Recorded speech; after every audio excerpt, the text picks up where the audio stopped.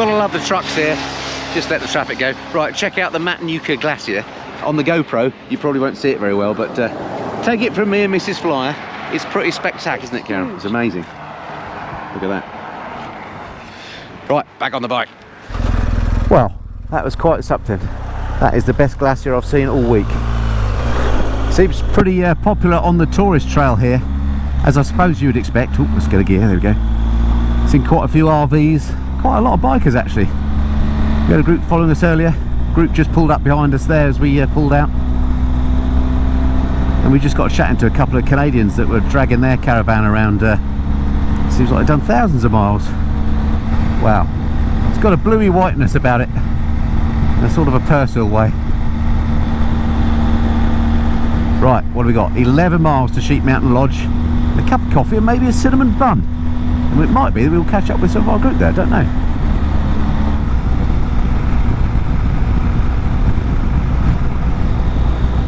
You come around these corners and then you just get a feeling of the scale of this place. As ever, the GoPro doesn't do it justice, but just looking down this end of this valley here, it's just absolutely vast, this place. Beautiful. Actually, in a weird way, this reminds me a little bit of some of the roads we've done in Spain, albeit a bit chillier. Check out the colours of this mountain off to my left. Again, I always see these things when I've got a good view, and then by the time I turn the camera on you can't see it, but completely different colour of rock there. Gorgeous. Right, here's Sheep Mountain Lodge and our coffee stop. Looks like some of our, oops, that's right on the right, that would make sense. Looks like some of our group are here, or certainly some GS's anyway. Just wondering where to park her. I'll just go straight on, I think.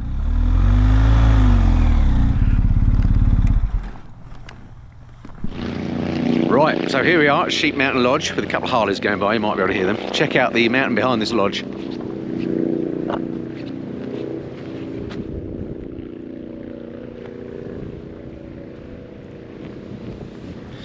Pretty cool. Right, coffee time. Hello team, how are we doing? So, it's coffee time, and I have to say the coffee in here is excellent. And I was going to introduce you to our fellow riders, but they've all buggered off. As soon as they saw us come in, they left. Well, it wasn't quite like that, but we got chatting and I forgot to turn the cameras on. But we'll introduce you to them at some point. Anyway, Mrs. Flyer, this is the first time you've done a trip of this type, I think, isn't it? Well, you've done a few in Spain, but yeah. This sort of scale, what do you think of it so far? Rubbish. Thank you, Mrs. Flyer. No, it's jaw-dropping, and we've only just begun, really. Yeah, and this was technically sort of the boring run, wasn't it? We did a little briefing last night, and it was that there's nothing on that road. It's just a tedious road. How wrong they were. Yeah, well, they didn't say tedious, but it's just vast. I'm sure he was joking. It opens up round the corners. Yeah, it's brilliant. And the glacier was enormous. Anyway, a lot more to come. Next stop is a place called Glen Allen, which sounds a bit, reminds me of the Isle of Man TT for some reason. And that's a lunch stop. That's about another 100 miles. So we'll jump on the bike, see what we get on the way up there. All right, thank you. What was that place called? Sheep Mountain Lodge. Sheep Mountain Lodge, that was the one. Right, let's get the stand up. Let's get off this bit of gravel. It's giving me the heebie-jeebies. Right, onwards. Back onto the Alaska 1 highway for another 90 miles or so to our lunch stop at a place called Glen Allen. I'm having just had a massive cookie and a big coffee. I'm not very hungry at the moment, but I'm sure by the time we get there I will be. Wow, what a vista.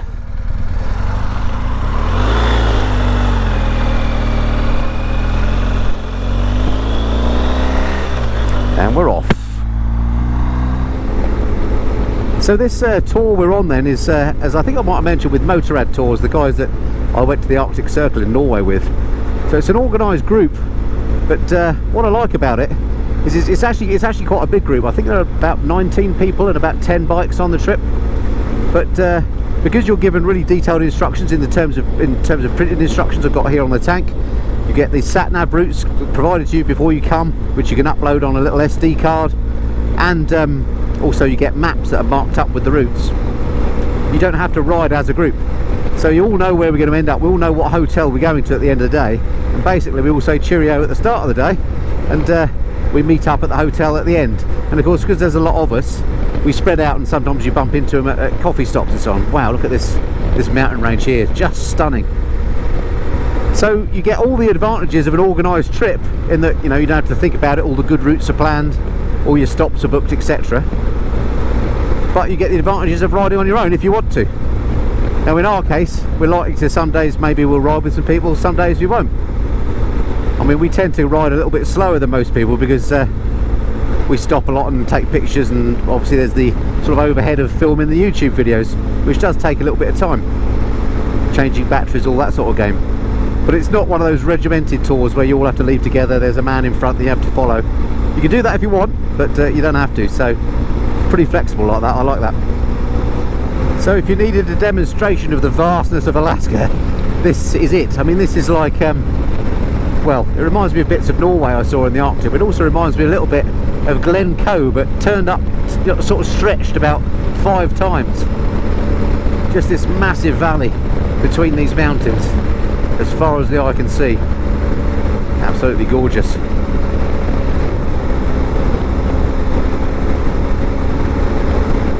So these poles along here are quite curious. I'm assuming these are to show the snow when the snow level is up, where the road is. Just gives you an idea of the amount of snowfall that they have. Initially I thought they were street lights, but I think snow poles is more likely.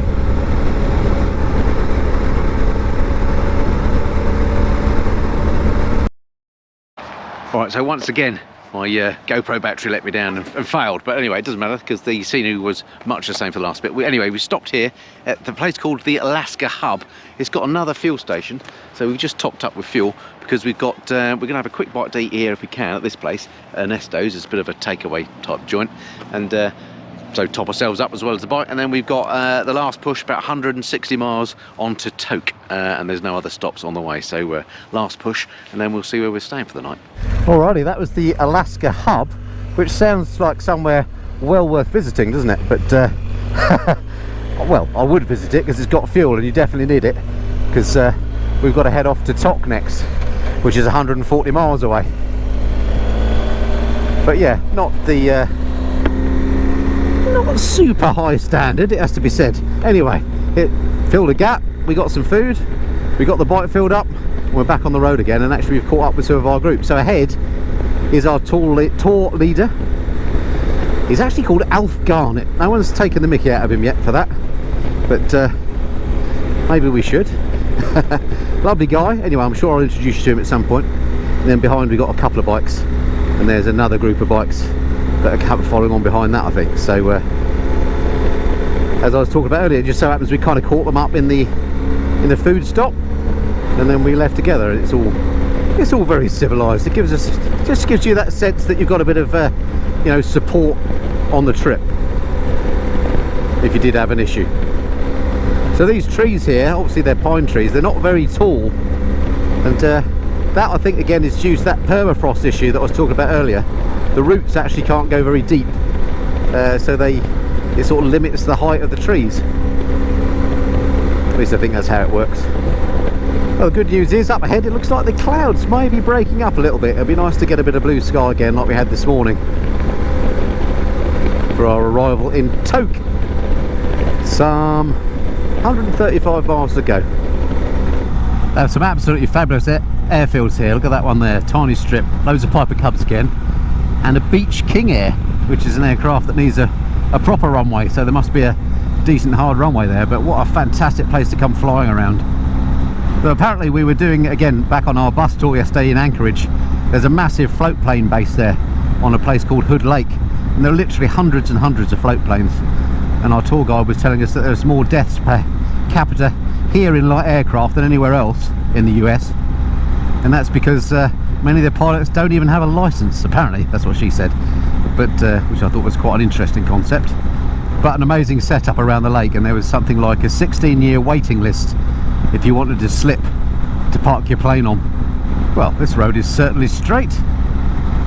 Right, it's getting quite exciting now because in about 3 miles time we're coming up to our turn, our one big junction on this trip today. where we actually start to head towards Toke. And once we made that one turn at that junction, we've then got about another 130 miles on that road until we get to our motel. It's just hilarious, the navigation here, because basically there are just so few roads. The good side is, or the good point is, it's quite hard to get lost. But anyway, it also means you get quite excited about turning. So a junction in 2.5 miles. Woohoo! There's the signpost, very exciting. We've got a right turn coming up. Top cut off, nearly missed it. One junction to do and we nearly missed it. Okay, 123 to Toke Junction. Now there's a bit of a view. Right, well, we've just stopped for a bit of a river view here. It's absolutely stunning, and we'll pop some drone shots in.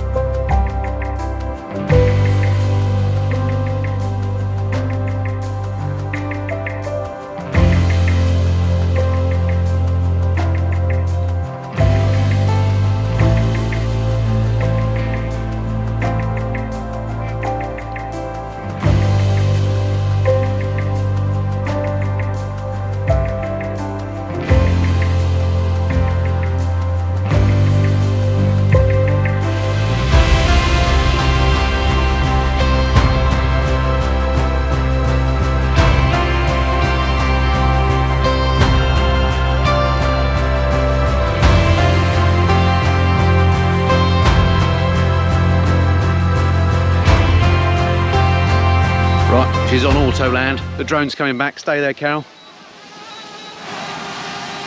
I can hear it.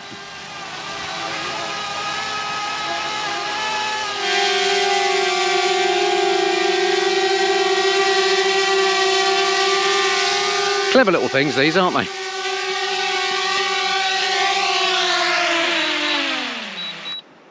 Right, hopefully we'll get some more drone shots later in the trip. Right, back on the bike. Well, during the time we just popped the drone up for a couple of shots, the weather's cleared up quite nicely. So I've lost a layer, which is nice. It's now 62 degrees Fahrenheit, which is very comfortable. Right, what's the sit rep then? Looks like 33 miles to a potential coffee stop. We may or may not want that. And 121 miles to our hotel or motel. The place we're staying at in Toke is basically you know, classic US motel. I mean, when you're in the middle of nowhere, there's precious little choice really, but it's clean and comfortable apparently, and we can park our bikes, oh, river, like that, and we can park our bikes right outside our door, so that's really handy. And not only that, it's next to somewhere called Fast Eddie's, which is a restaurant which apparently gets rave reviews, so I'm expecting tonight we're going to eat some healthy food at Fast Eddie's. We'll see how that pans out.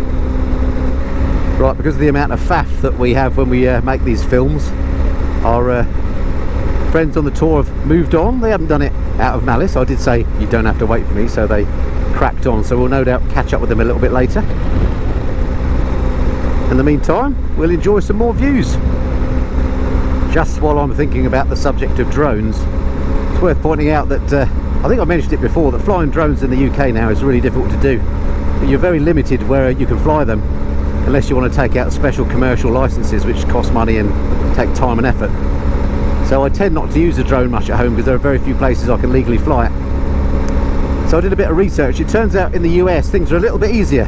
I had to take a day's online, well, half-day online course. Well, it wasn't even that, probably a few hours, online course, take a little test, pay $5, and I got myself an FAA registration for the drone and permission basically to fly in the US, which is excellent. And Alaska, of course, is part of the US, so subject to the usual rules and regulations, you can't fly near airfields and all that sort of thing. But otherwise you can fly the drone, so that's great. So I took the opportunity to put it up today there. Unfortunately, when we get to Canada, which we're crossing over into the border tomorrow, Canada's much more difficult. It's a bit like England, and it was just too hard really just to get permissions to fly the drone while I was in Canada. So that means there'll be no drone shots going through the Rockies, which is a real shame because they would be spectacular. But once we're through British Columbia back into the United States, then I'll be able to put the drone up again. So all is not lost. Hopefully this tour we will have 1 or 2 little drone sequences, so keeping my fingers crossed for that. Amazing view up ahead. Looks like there's snow-capped mountains, but they're a long way in the distance, so you probably can't see them yet. But hopefully we'll get through some of these trees, you might get an open view, and we'll show you that. It looks spectacular. Well, I've not managed to get you a clear view of those mountains yet, which is unfortunate, but just look at the size of this place. Incredible. I've just got a tantalising glimpse of potentially some peaks ahead behind the trees, which definitely the GoPro won't pick up. Take it from me, it's beautiful. I'll give you, ladies and gentlemen, Alaska. Look at that. I bet it looks different in November or February. So it's still a long way in the distance, as many things are on this trip, but can you see way on the horizon a white mountain range, completely snow covered? Looks absolutely stunning. Tomorrow we're going to be riding what's called the top of the world highway, and I think we might be in for a bit more of that sort of thing. We're also in for about 100 miles of off-road riding as well, or rather not really off-road but dirt roads, so that's going to be interesting. I've never done that before with a pillion, so tomorrow might be quite interesting. Another amazing landing ground here, just a bit of rough ground, perfect for landing a Piper Cub with Tundra tyres on. Well kept. I could smell cut grass. I was thinking, what's going on? Middle of nowhere, what's this cut grass doing? It turns out it's a little runway by the side of the road. Look at this, 90 miles to Toke. We're nearly there. 180 miles to the Canadian border. We'll save that one for tomorrow. Just overshot a potential coffee stop, which looks like our rest of our group are in, so let's pop in here for a quick coffee and chill before we do our last leg to Toke. Looks all right. Listen to that. Absolute silence. Well, short-lived because there's a car about to come, but here we are then at this little coffee stop. Let's go and get a bit of refreshment. Right, I've got inside with the rabble. I'm going to attempt to introduce you to some, starting with, well, I'll let them introduce themselves. Here we go. Right, who are you then? Jim, how are you? Very well. I'm excellent, thank you, Jim. What do you ride when you're at home normally? Luckily enough to have a GS and an RT, so you feel right at home then? Bit spoiled, yeah. Excellent. And what do you think of the trip so far? Yeah. Well, you know, it's not so bad, not so bad. Early days. Yep, indeed. Very Okay, good. jury's out then for Jim. Okay, moving on then. Hello, what's your name? Where you from? Yep, my name's Paul. Hi, Paul. I'm up Ely, near Cambridge. Excellent, a fellow East Anglian? Yes. And what do you think of the trip so far? Today, first day on the bike, I've been waiting for it for 3.5 years, Yep. and I'm not disappointed. Excellent. Okay, next. Who are you? Where are you from? I'm Sandy. Hi, Sandy. I'm from Ely in Cambridgeshire. By chance, would you be with Jim? No. Oh, I'll be with my husband. oh sorry. Paul. Paul, sorry. I'm rubbish with that. This is why I did that cunning. I'll let him introduce themselves thing. Anyway, right, we'll swiftly move on then, shall we, in that case? Right, moving on. Right. Who are you then, Bob? Bob, I would be Bob today. My name's Alf. I'm from Ripon. I'm the tour leader. Can you just say it's not just Alf though, is it? It's Alf with a special second name. Alf Garnett. Yeah. Okay, we'll leave it there. There'll be more of that later on. And coming round this side to the lovely Fiona. You see, I remembered her name. Here we go. And how are you, Fiona? Where are you from? I'm very well. Yeah, I'm from County Down, Northern Ireland. We sort of guessed that. What do you normally ride? A red bike or a blue bike? Excellent. We love that sort of thing. And who are you? No idea. All right. Okay. Right. Coffee time. Look at that. They're off without us again. What is it? Do we smell? I don't know. Outrageous. Maybe it's because I did that really good introduction with them. Right. Oh, I think I got away with it. You're so rude. Ah! Right. Let's get this show back on the road then. View map.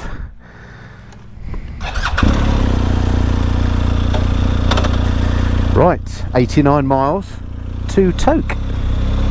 What a lovely day now. This is absolutely glorious. Oh, a fuel pump, look, that we've ridden by without filling up. That's brave of us. Anything coming? Not a sausage.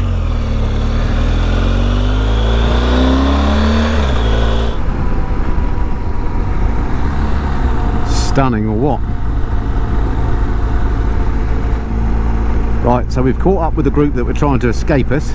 There's no getting away. So in front of us we've got Sandy and Paul, and then Jim and Fiona, and then up the front Alf Garnett. Okay, so the views may have lost the snow capping, but they're no less the impressive for it. Look at that. What an amazing view. Alrighty, splendid little stop there. And last leg now. About 60 miles to Toke. Another fuel session. We all clear, Carol?